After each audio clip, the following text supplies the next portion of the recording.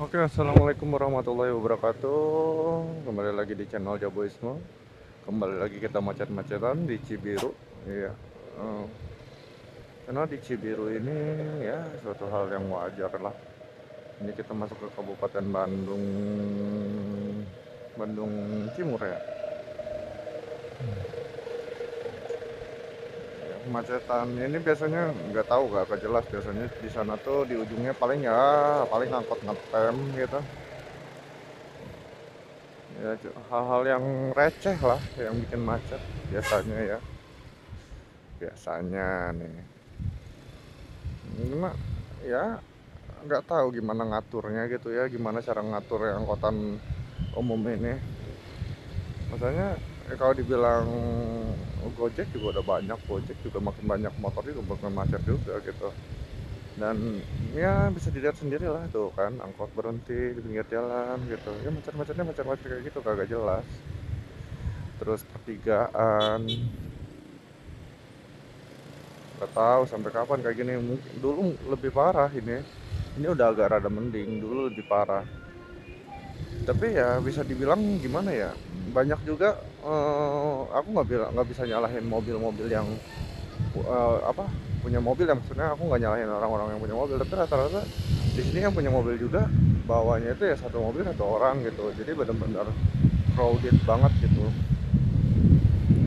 Yang harusnya jalan bisa masuk beberapa motor, ini dengan satu mobil udah crowded gitu. Kecuali kalau mobil angkutan ya, tapi ya mungkin memang dia punya kepentingan harus bawa mobil gitu ya, kita kan nggak tahu juga gitu. Atau mungkin dia mungkin nggak bisa kena panas, jadi kulitnya takutnya melepuh atau kayak gimana gitu kalau misalkan kena eh, panas di jalan. Jadi dia mengharuskan dia harus memakai mobil, dan itu suatu hal yang wajar sih, wajar, fine fine aja. Di sini ya, ini lihat nih, ini udah jalan lagi nih. Tadi katanya macetnya macet apa?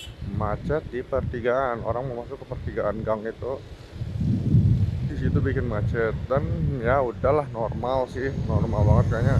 Kayak di Bandung, di ini, di mana tuh? Kayaknya di Bandung, di Jakarta itu tuh suatu hal yang normal sih. Orang orang lawan arah segala macam gitu. Soalnya suatu hal yang normal-normal aja di Indonesia, gitu kan. Harus kayak gimana cara mengatasinya ya, tentu aja lah cara mengatasinya gimana biar orang itu mau menggunakan transportasi umum, dan bagaimana caranya biar transportasi umum itu murah bahkan gratis untuk para masyarakatnya. Jadi ya masyarakat itu kalau misalkan gratis gitu juga kan, daripada kita bawa motor sendiri, lebih baik kita pakai kendaraan umum, kan jelas gitu kan. Kita nggak ngeluarin uang, kita nggak capek ngendarain, kita bisa istirahat di mobil atau di bus gitu kan. Ya mungkin kayak gitu sih solusi akhir, solusinya gitu. Maksudnya kalau misalkan kita ngomongin soal ini, soal lihat-lihat di depan kayak gini lah gitu, macetnya tuh ya udah suatu hal-hal yang normal-normal aja untuk macet gitu.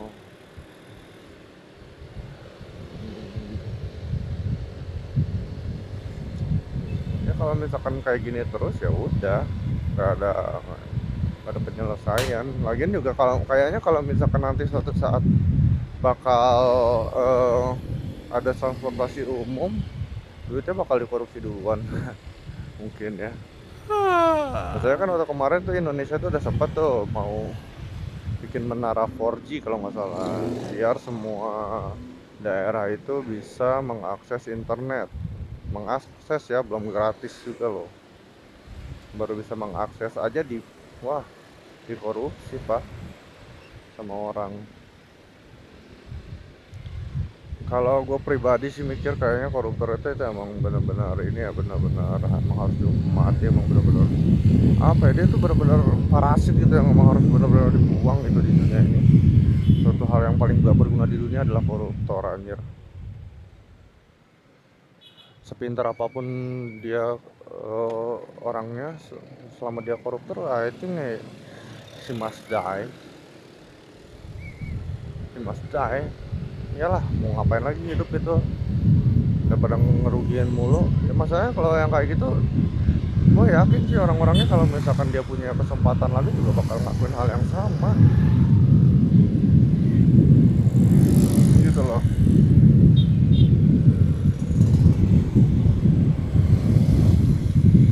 Persetan dengan HAM lah anjir. Kalau misalkan kita ngomongin HAM untuk orang korupsi, dia korupsi aja dia nggak mikirin loh tentang HAM. Kasarannya berapa uang yang dia ambil untuk harusnya orang-orang itu, maaf nih, misalkan dia korupsi tentang obat atau korupsi dana bencana segala macam, dia kan nggak mikirin berapa orang yang bakal mati gara-gara itu kan.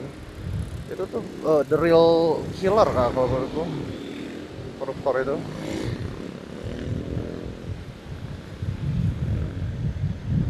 Dia nggak mikirin gitu berapa orang yang mungkin mati gara-gara itu, mungkin gara-gara dana dia korupsi yang harus dikasih ke orang yang bisa memperpanjang hidup ya. Dia mau perpanjang hidup orang misalkan nih, uang yang dia korupsi harusnya dikasih ke orang, orang itu harusnya bisa hidup nih gitu.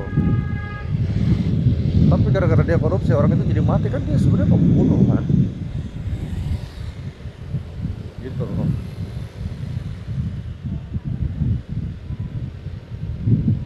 Itu ya nggak tahu lah, gue nggak tahu kenapa gitu.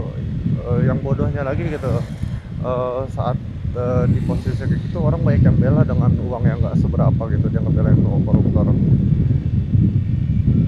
Uang hasil suap dari orang yang korupsi ya sebenarnya itu bodoh. Maksudnya dia korupsi ya kan, uangnya banyak nih uangnya, terus sama dia korupsi, nah uangnya di dia semua, terus dikasih hanya sebagian buat lu, buat ngebebasin dia. Akhirnya dia kan masih tetap punya uang banyak, dan tetap ujung-ujungnya ngerugiin lu juga gitu, ngerugiin kita juga, ngerugiin semua saudara-saudara kita gitu loh. Menurut gue itu suatu hal yang bodoh sih membela seorang koruptor. Oh ya, ngomongin soal koruptor, kemarin tuh gue udah denger ya lagunya Slang yang polisi yang baik hati. Yang gua dapet ya, yang gua dapet sebenarnya emang gua yang salah kaprah gitu ya. Gua nggak bisa bilang Slang jelek kan ya, akhirnya gitu. Dan yang gua lucu di Instagram dia, dia ini loh, dia Instagram dia down loh. Dia nggak tahu kenapa Instagram dia, gue nyari Instagram Slang itu udah nggak ada, nggak tahu kemana ya. Nah, ini sebenarnya kan dari kata-kata judulnya juga kan, polisi yang baik hati. Nah, dia tuh sebenarnya mempresentasikan polisi yang baik hati itu yang seperti apa gitu, bukan dia membulatkan bahwa polisi di negeri Wakanda ini baik semua, enggak gitu. Dia tuh hanya mempresentasikan bahwa polisi yang baik hati itu harus begini, harus begini, harus begini gitu. Dan yang aku tangkap dari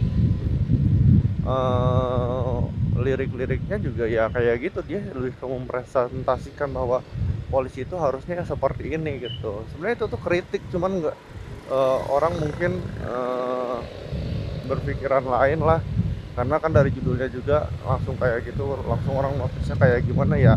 Wajar ya, karena ya kita tahu di negeri Wakanda ini emang polisinya juga pada bajingan gitu, yang pada kelakuannya pada kayak gitu ya. Di negeri Wakanda loh, kan di Indonesia baik-baik polisinya, pada sesuai banget lah. Kalau di Indonesia polisinya mirip kayak mirip kayak lagu Slang banget.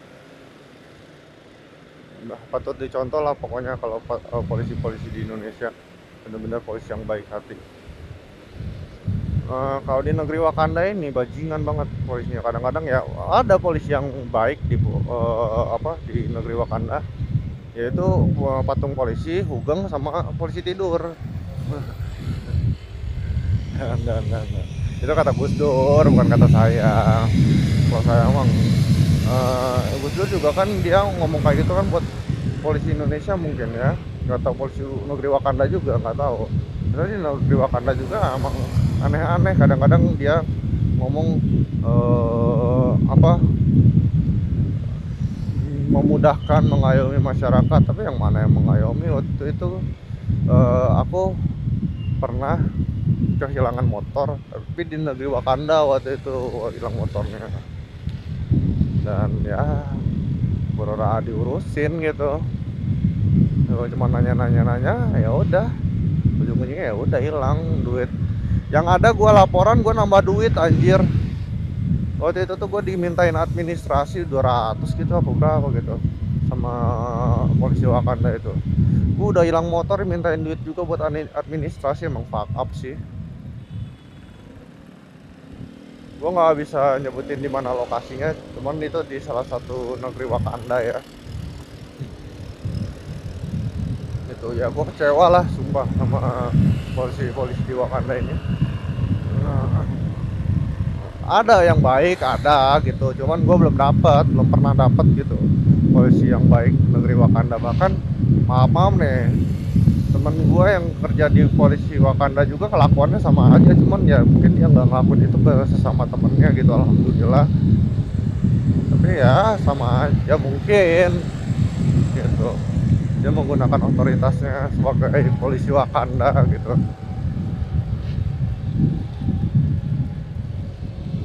Harusnya polisi Wakanda itu belajar banget itu sama polisi Indonesia. Kalau nggak salah polisi Indonesia itu terbaik nomor 2 di dunia kalau nggak salah.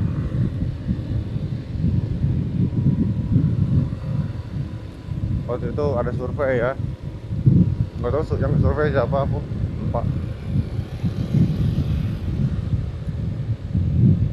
Di negeri Wakanda sendiri ya, ini sekarang aku lagi ada di Indonesia. Mungkin ada beberapa waktu aku berada di negara Wakanda, karena negeri Wakanda sama Indonesia itu cuma beda dimensi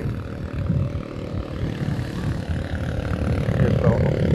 Kadang-kadang lu bakal ngerasain berada di negeri Wakanda, kadang-kadang lu bakal ngerasain ada di negeri Indonesia. Saat lu ngerasa enak, ngerasa nyaman hidup di dunia, nah tadinya lu ada di Indonesia tuh. Tapi kalau lu ngerasa anjing lah hidup kok kayak gini-gini amat, nah itu sebenarnya lu lagi ada di negeri Wakanda. Cuman ya kadang-kadang dimensinya juga nggak terlalu kerasa gitu ya, karena ya itu dibilang dimensi itu hanya setipis kain, dan emang benar-benar nggak kerasa kita perpindahan antara negeri Indonesia sama negeri Wakanda gitu. Kenapa saya bisa mencetuskan teori ini, karena ya memang begitu kenyataannya gitu. Saya seorang yang traveling dimension traveler gitu, yang kadang-kadang, nah ini kayaknya dia baru keluar dari negeri Wakanda nih, tuh motocross. Karena ya bisa dilihat ya kan, lampu sen nggak ada, lampu berhenti nggak ada, pakai knalpot berisik, nggak ada plat nomor gitu, dan dia bisa bebas-bebas saja di Indonesia nih. Atau jangan-jangan gue lagi di negeri Wakanda ini.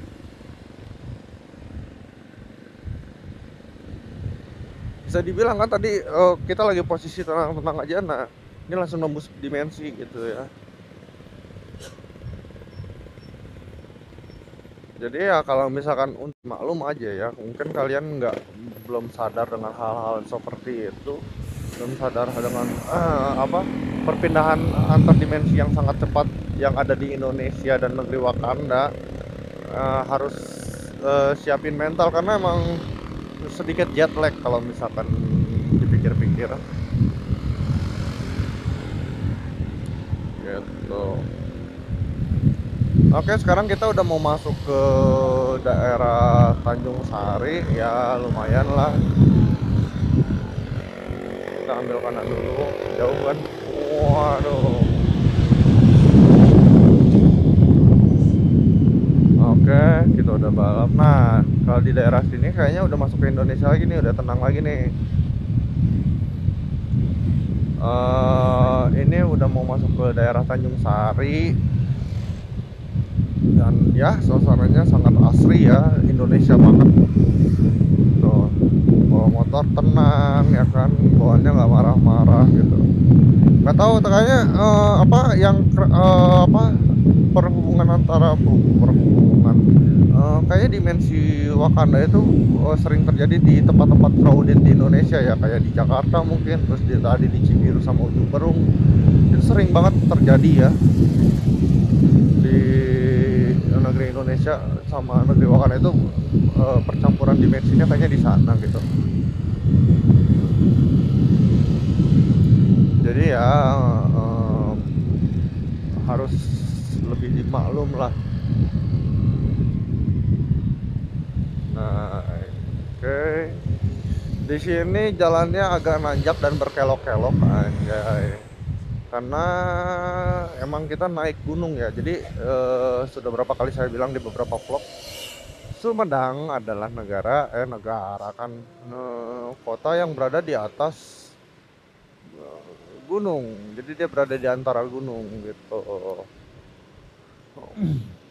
Nanti kalau turun kita ke arah Cirebon itu, nah itu baru turun lagi. Nah kalau Sumedang sendiri emang di atas gunung gitu ya.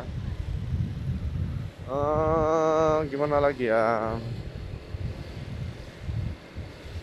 Oh ya, tadi balik lagi ke lagu Slank ya. Ya aku minta maaf juga sebesar-besarnya kepada Slank, karena ya mungkin saya salah persepsi mungkin ya. Gak ada Slank penjilat, gak ada. Saya yang salah. Slank benar-benar bagus gitu, dari pola pikirnya dia benar-benar pintar gitu dengan memainkan kata antara apa, dia mungkin salah satu orang yang sadar adanya dimensi negeri Wakanda sama negeri Indonesia. Gitu.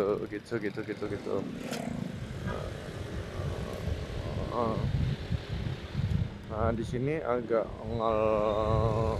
menanjak.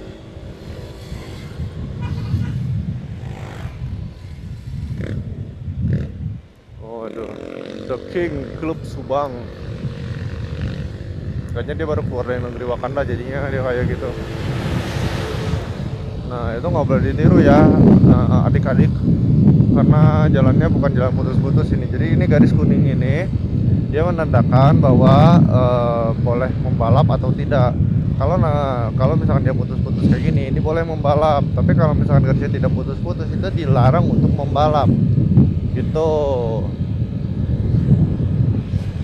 Tapi kalau di negeri Wakanda itu nggak berlaku. Kayaknya tadi pas lagi saya mau membalap itu lagi di negeri Wakanda, jadi langsung masuk tembus dimensi. Jadi ada sedikit apa ya, gerak kuantum di sini. Jadi mungkin jangan-jangan motor saya juga ini bisa tembus ruang dan waktu sebenarnya. Jam 1 saya di Cimahi, terus jam 3 di Sumedang, itu apa tembus ruang dan waktu ya? Jangan-jangan itu. Nggak tahu lah, saya juga lagi stres kayaknya. Saya bakal ngomong ngalor ngidul, mohon maaf ya. Aduh jangan terlalu banyak ngolor gitu, capek ngeditnya bapak.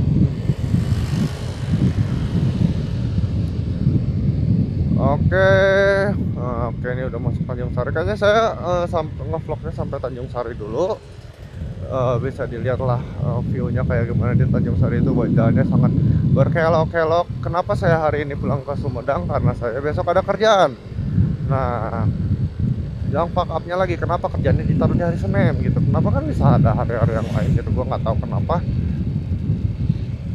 Dan juga emang nggak ada nggak ada lemburan gitu ya. Masalahnya saya kebetulan kerja juga di negeri Wakanda gitu ya. Saya kerja di negeri Wakanda, jadi untuk untuk UMR, terus untuk penggajiannya itu benar-benar ini banget ya, benar-benar menyiksa banget gitu. Ya nggak bisa diapa-apain ya, di negeri Wakanda emang kayak gitu. Selagi kamu bisa ngededet batur, kamu harus ngededet gitu. Karena kalau nggak salah di negeri Wakanda itu punya undang-undang dimana kita harus menyiksa orang lain. Nah kita harus melakukan penyiksaan. Nah rata-rata itu tuh kalau nggak salah ya, para koruptor itu belajarnya di negeri Wakanda. Nah, gimana dia caranya untuk korupsi. Nah, kan kalau di Indonesia kan nggak ada kan yang namanya fakultas untuk korupsi gitu, fakultas kekorupsian nggak ada. Nah, di negara Wakanda itu kebetulan itu termasuk yang hype ya, fakultas kekorupsian itu. Kalau nggak salah jurusannya itu ada korupsi di ini, korupsi di sebagai menteri, korupsi sebagai eh, kepala desa, pokoknya eh, kalau nggak salah ada korupsi sebagai jabatan, ada korupsi sebagai bawahan, ada korupsi sebagai atasan, pokoknya itu banyak jurusannya itu juga. Kalau nggak salah waktu itu aku sempat sempat baca, eh, ya termasuk inilah, termasuk suatu fakultas yang favorit gitu, hampir bahkan itu diajarkan hampir di semua universitas gitu, di khususnya di University of Wakanda gitu. Itu bahkan banyak juga yang apa dari luar negeri datang sengaja ke University of Wakanda sengaja untuk belajar korupsi gitu. Pokoknya eh, di negeri Wakanda pokoknya bener-bener surga lah bagi orang-orang yang ingin masuk neraka. Gimana tuh? Di sini ya ini udah mau masuk Tanjung Sari. Mungkin segitu aja kali ya. Nanti kapan-kapan kita ngobrolin lagi negeri Wakanda. Nanti bakal adalah sedikit fakta-fakta gitu dan bagaimana cara masuk ke negeri Wakanda gitu. Tapi nggak terlalu penting juga sih karena mungkin beberapa orang bakal atau mungkin yang udah pernah ngerasain gitu lah, masuk ke negeri Wakanda gitu. Dan memang negeri Wakanda itu bukan suatu yang aneh sih, khususnya di negeri Indonesia karena dimensinya itu ada di Indonesia gitu. Kerasa banget lah tabrakan kuantumnya. Oke gitu aja, sampai ketemu lagi di channel gua selanjutnya. Saya Rido dari Jaboisme, dan sampai ketemu di negeri Wakanda dan Indonesia selanjutnya. Bye bye.